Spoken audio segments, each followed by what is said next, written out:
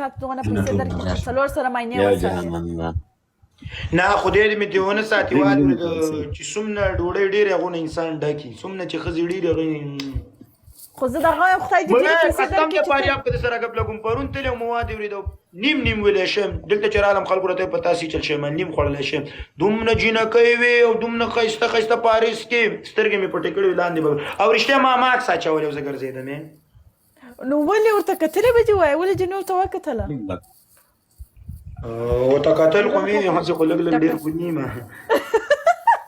هغه خدای زه دغه دا تو شریف خو نه یې چې تاسو